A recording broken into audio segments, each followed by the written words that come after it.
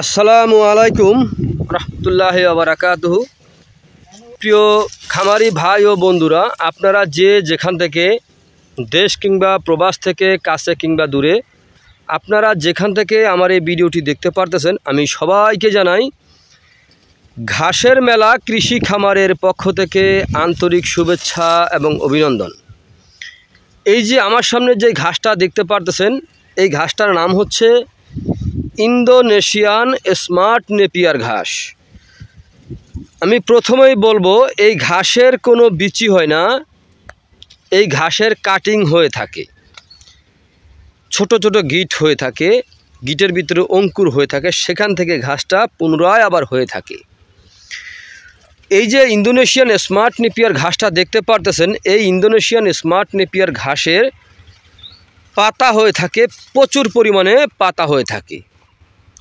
তো Indonesian smart Napier ঘাস আপনি একবার যদি রোপণ করেন, একবার রোপণ করলে কমপক্ষে 5 থেকে 6 বছর পর্যন্ত আপনি একটানা গরু ছাগলকে খাওয়াতে পারবেন।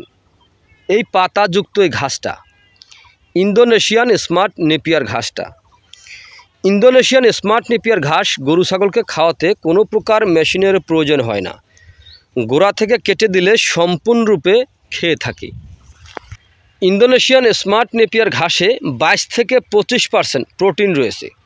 এ কারণে এই ঘাস খাওয়ালে দুগ্ধজাতীয় গাভীর দুধ বৃদ্ধি হয়ে থাকে অথবা ষাঁড় গরুর মাংস বৃদ্ধি হয়ে থাকে। এর কারণ হচ্ছে এই ঘাসটা গরু, ছাগল, ভেড়া, মহিষ সকল গবাদি পশু এই ঘাসটা কিন্তু আনন্দের সহিত খেয়ে থাকে। কারণ হচ্ছে ভাই, ঘাসটা কিন্তু নরম ঘাস, পাতাযুক্ত ঘাস। এই যে দেখেন কত সুন্দর পাতা, দেখেন দেখতেও কিন্তু অনেক সুন্দর, প্রচুর পরিমাণে পাতা হয়ে আছে ইন্দোনেশিয়ান স্মার্ট নেপিয়ার ঘাসে। আমাদের এখানে কিন্তু প্রচুর পরিমাণে জমিতে ঘাসটা রোপণ করা আছে। একেবারে ওই যে দেখতে পাচ্ছেন, এখানে কিন্তু ভুট্টা ঘাস চাষ করেছে, ভুট্টা গাছটা ওই পাশে, একেবারে ওই যে পানের বরজের ওখান থেকে কিনার দিয়ে এই শুরু করে এই যে সম্পূর্ণ জমিতে, এখানে প্রায় 5 একর জমির মতো এখানে আপনার এই জমিটার ভিতরে ঘাস রয়েছে। বিশাল বড় জমি, একেবারে ওই প্রান্ত থেকে পর্যন্ত, কিন্তু ওটুকু পর্যন্ত আমরা যাইতে অনেক সময় প্রয়োজন। একেবারে এই ঘাসের ওই মাথা পর্যন্ত এখানে কিন্তু ঘাস। তারপরে আবার আরেকটা জমি আছে আপনার ওই যে সামনে দেখতে পাচ্ছেন, নেট জাল দিয়ে বেড়া দেওয়া আছে, ওখানে কিন্তু এই ঘাস, এই ইন্দোনেশিয়ান স্মার্ট নেপিয়ার ঘাসই।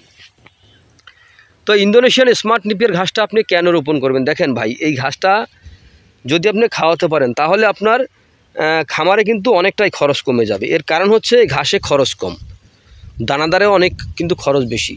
যদি আপনি খামার গড়ে খামারের মাধ্যমে যদি আপনি নিজেকে প্রতিষ্ঠিত করতে চান, তাহলে আমি বলবো আগে ঘাসের চাষ করবেন, তারপরে খামার গড়বেন। ঘাস হচ্ছে গবাদি পশুর একটি প্রধান খাদ্য। নো ঘাস নো খামার। আগেরকার মানুষের কথা ছিল, হাতি পালন করলে কলা গাছ রোপণ করতে হবে, আর গরু ছাগল পালন করলে ঘাস চাষ করতে হবে। মানে আগে তো ঘাস তো এভাবে ছিল না, চাষের মতো ঘাস ছিল না। সময় ঘাসের যেমন দুবলা ঘাস, ওই যে আরও অনেক ঘাস আছে আমাদের এই অঞ্চলে, আপনার এই যে আড়ালি ঘাস, এরকম ঘাস, এলি ঘাস, এইসব ঘাস কিন্তু আগে মানে এক এক জায়গা কিন্তু চর অঞ্চলের থেকে কিন্তু ঘাসের জায়গাটা কিন্তু আগে রাখতো, যে আমার একটুকু জায়গা আমি খাওয়াবো। তো এরকম জায়গা ছাড়া যদি আপনি এই ঘাস কিন্তু হয় না। আর এখন কিন্তু দেখা যায় আপনার আগেরকার দিনের যে কথা ছিল, দেখা যায় আপনি 50% জমিতে যে ঘাস হতো, সেই ঘাসটা কিন্তু এখন বর্তমানে বেশি গেলে 10% জমিতে তার চেয়ে কয়েক গুণ বেশি ঘাস হয়। কারণ ঘাস তো আমরা দেখতেছি, চাষ করতেছি, ঘাসের কোনো তুলনা হয় না ভাই। তো আপনারা যদি খামার গড়ে যদি আপনারা দেখা যায় ঘাস ছাড়া যদি খামার গড়তে চান, তাহলে কিন্তু আপনারা লসে পড়ে যাবেন। আগে কিন্তু ঘাস চাষ করবেন, তারপরে খামার করবেন, তাহলেই আপনার কাঙ্ক্ষিত লক্ষ্যে আপনি পৌঁছাতে পারবেন। তো প্রিয় ভাই ও বন্ধুরা, আপনারা যে যেখান থেকে আমার এই ভিডিওটি দেখতে পাচ্ছেন, যদি আপনাদের কাছে আমার এই ভিডিওটি ভালো লেগে থাকে, তাহলে আমার চ্যানেলটিকে সাবস্ক্রাইব করবেন, বেশি বেশি করে শেয়ার করবেন। তো সকলে ভালো থাকবেন, সুস্থ থাকবেন। আল্লাহ হাফেজ।